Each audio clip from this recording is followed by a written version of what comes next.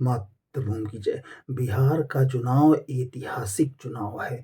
बिहार का चुनाव जो है एक नई लकीर खींच गया। आने वाले भारत का स्वर्णिम कालखंड लिख दिया है।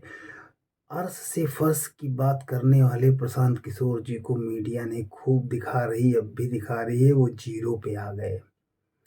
एआईआईएम 5 सीटें लाई, खूब दिखाए जा रहे कि वो वोटर जो है मुस्लिम उधर चला गया, तेजस्वी से छिटक गया।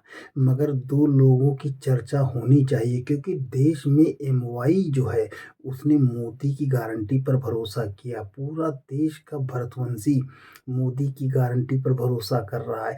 जाति से ऊपर उठकर आज देशवासी मोदी की गारंटी पर भरोसा कर रहे हैं।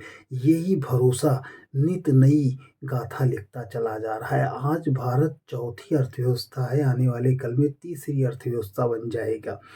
और दो लोगों का जिक्र और होना चाहिए क्योंकि एक कविता आपको बता दें, अटल जी कहते थे, छोटे मन से कोई बड़ा नहीं होता, टूटे मन से कोई खड़ा नहीं होता। ये कविता कहना कितना आसान होता है मगर इस कविता को आत्मसात करना कितना कठिन होता है। बड़ा मन करने के लिए बड़ा बनना पड़ता है। 29 सीटें दी थी चिराग पासवान को, आज वो 19 सीट जीत करके आए। हम एक और सहयोगी को दी थी, वो भी अपनी सभी सीटें जीत करके आए हैं।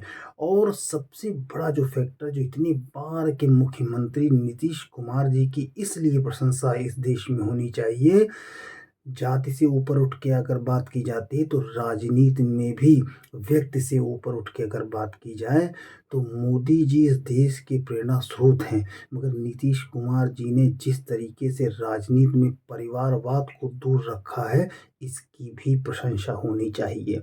उन्होंने चाहते वो अपने बच्चे को बहुत कुछ करा सकते थे मगर आज देश उनका गुणगान कर रहा है, बिहार वासी तो कर ही रहे हैं क्योंकि उन्होंने एक नई लकीर खींच दी है।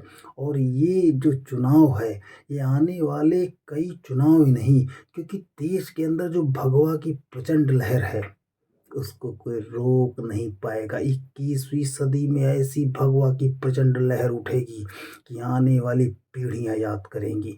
देश के अंदर भगवा का डंका बजेगा, देश के अंदर भगवा का घर घर ध्वज लहराएगा। यही है स्वर्णिम युग का नव निर्मित भारत। मातृभूमि की जय।